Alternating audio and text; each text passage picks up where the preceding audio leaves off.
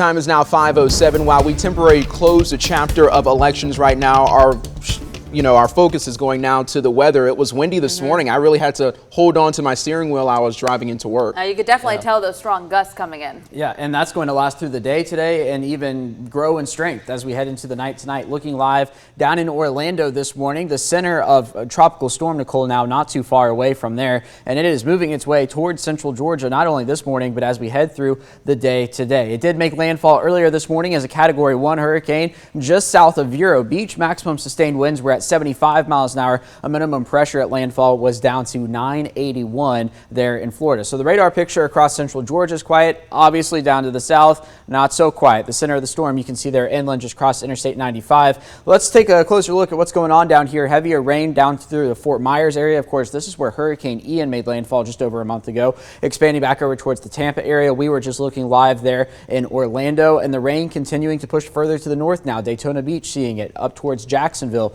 and that's going to continue to move towards central Georgia. So let's check out the latest information on this. Winds is 70 miles an hour, pressure down to 981. This is the 4 a.m. advisory, continuing to move towards the west-northwest now at 14 miles an hour. And the thinking is it comes up through central Georgia through the overnight hours. So wind and rain beginning tonight, and then the center moving through during the overnight hours and getting out of here tomorrow afternoon. So let's talk about the specifics for us here in central Georgia. This is starting this morning. You're going to walk outside, notice it's already windy. Notice we're looking at cloud cover across the area.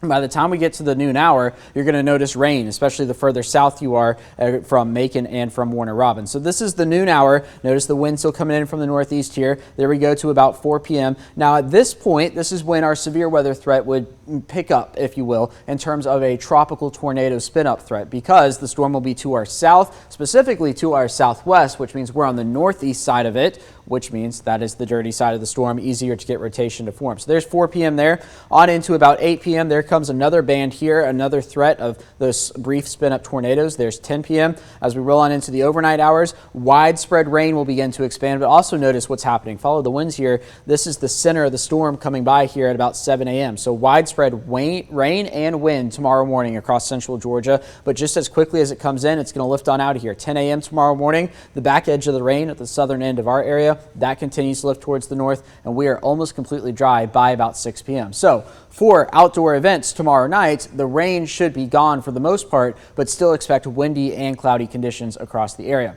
Now the wind gusts also going to be noticeable. It's already windy out there. That's only going to grow through the day today.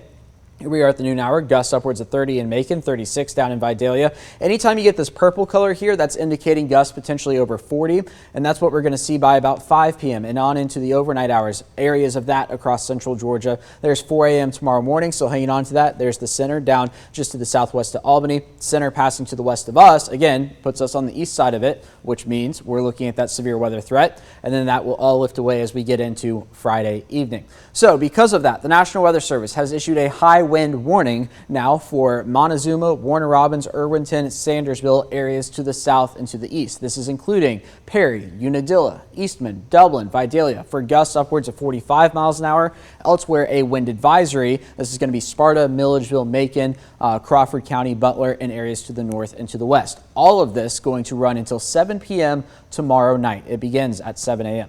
The other thing we're going to get from this, and this is much needed across central Georgia, is the rainfall. Generally speaking, 1 inch to 2 inches of rain, but locally higher amounts will be possible in a few spots. So that's something we'll be watching for here in the hours ahead. It all boils down to this. The spin-up tornado threat begins this afternoon, going to last through the overnight hours until the center passes, which will be right around 7 a.m. tomorrow morning. And then once we get those heavier rain bands in here, that's when the damaging wind threat will be at its highest. So say from about 5 to 6 p.m. tonight on into tomorrow morning until about 8 a.m. So really an overnight event. And of course, we'll be watching the rainfall to see if we get any flash flooding out of this. This ground is very dry, so it would be easy to get water to run off quickly. 70 today, 72 for tomorrow. Windy and rainy both days, but then check out the forecast from there on out. Borderline winter, 58 there on Sunday and 50s through next week as well.